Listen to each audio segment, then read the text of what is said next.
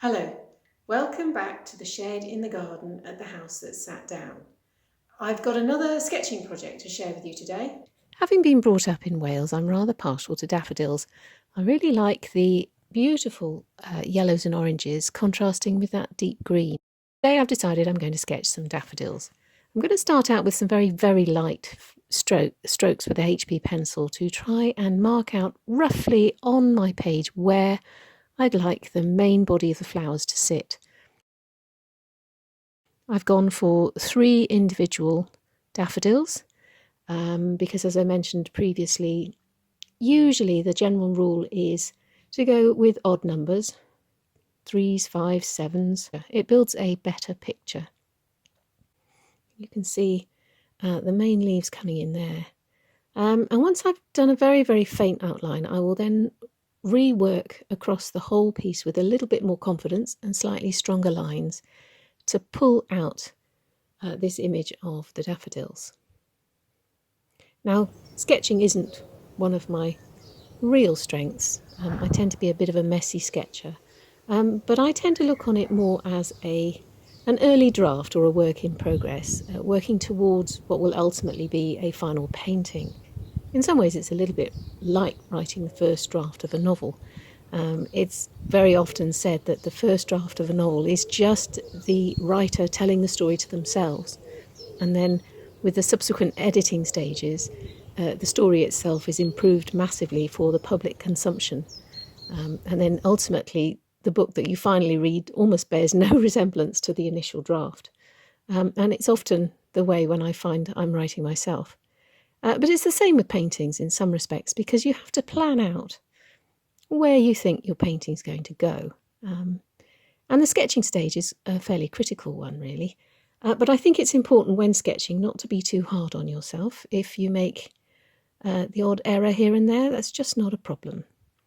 In many ways, the concept of working from very, very light pencil strokes and then building up with subsequent darker ones as you get more confident with how your painting, how your picture is shaping up, is quite a good one. It's a bit like when you're working with watercolours and you start with the lighter colours and then build up into darker ones. As you put your darker pencil strokes onto the paper, any of the lighter ones that aren't in the right place tend to fade into the background anyway, so there's no great need to be rubbing them out constantly. The eye would tend to be drawn to the final, more confident strokes that you've put in place. You can see some quite dark shading coming in now as I build up more of a 3-dimensional feel to the picture. I've added another couple of buds in as well. One is fully closed and one is partially open. So that makes quite a nice random selection of flowers for the main images, for the main image. And then obviously once we start to put a little bit more shading in, it begins to pop off the page towards us. Don't forget the leaves and the stems. And we need to remember that the sunshine will be creating areas of highlight and low light.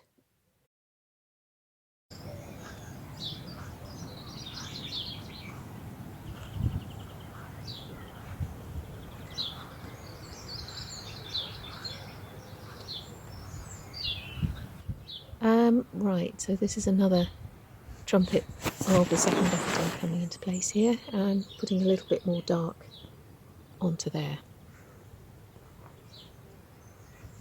And again, a bit more shadow at the base.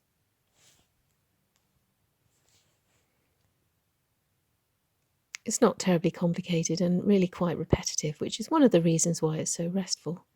So I shall pop a bit of birdsong on for you to listen to, and I'll just carry on sketching.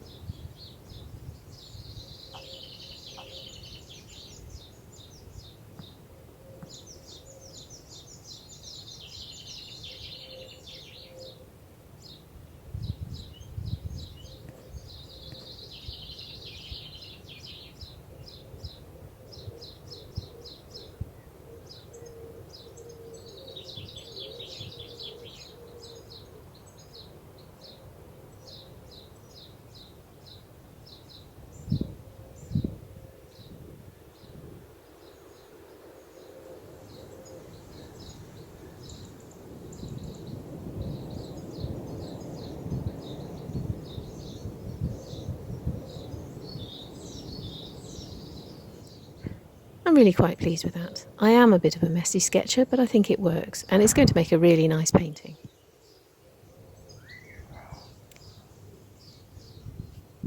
Now, we can either end the project there, or another idea is perhaps to switch to some mixed media paper and do another very, very light sketch of the same scene out onto there, now that you know that the concept of the picture works. Now, having done a really, really faint sketch on here, I'm now going to mark it in using a very fine tipped Sharpie. I think it's a 0.5 tip. Because I've got a very light sketch there, I can be a bit more confident putting the strokes in. And I'm going to build up this line drawing of the same image of the 3 daffodils. Doing a sketch first is a good idea because it gives you more confidence with the strokes. Because obviously, being a permanent ink, if you make any really disastrous mistakes, you can't really lift them off. And it's important when you are drawing in this way to have strong, bold lines. There we go, there's leaves going in there underneath the trumpet.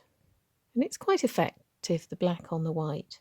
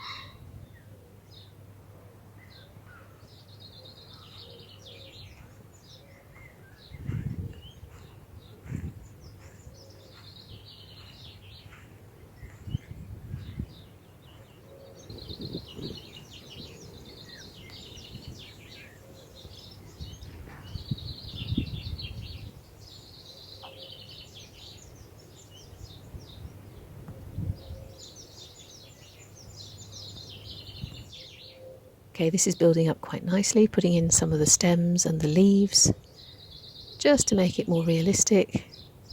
They're not that even, and they're not that steady, but it's still working quite nicely.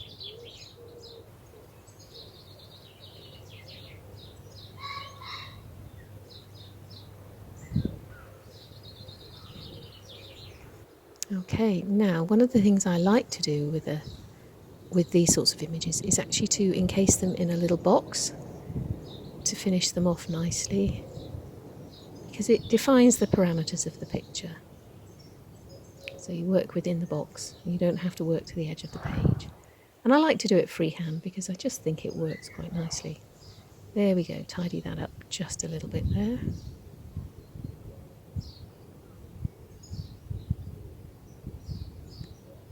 We can do our own mindfulness colouring in picture here, either using watercolour paints, acrylic paints, or if you haven't got any of those, what about colouring pencils? I think it would work quite nicely. Just put a few additional dark tweaks in here and there, just to give the picture a little bit more depth.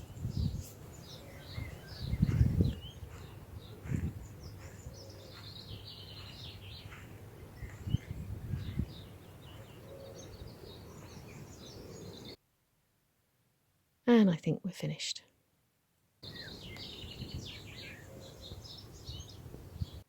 Now, before we colour it in, it's a good idea to take out the light pencil sketch that was underneath. If we leave it a couple of minutes to make sure the ink's dry, and then just gently rub all of the sketch marks out.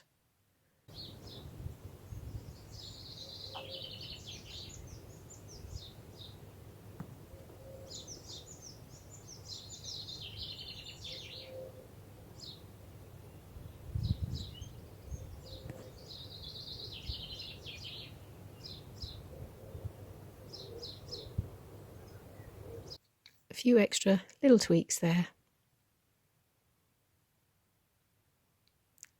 just to finish it off. Give it a little bit more depth and direction. And there we have it. I have to confess I thoroughly enjoyed that. I'm looking forward to colouring this in this evening.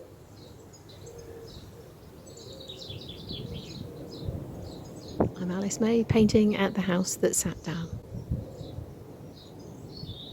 I hope you enjoyed that. I certainly did.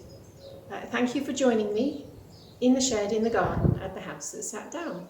I'll look forward to seeing you next time. In the meantime, stay safe and stay well.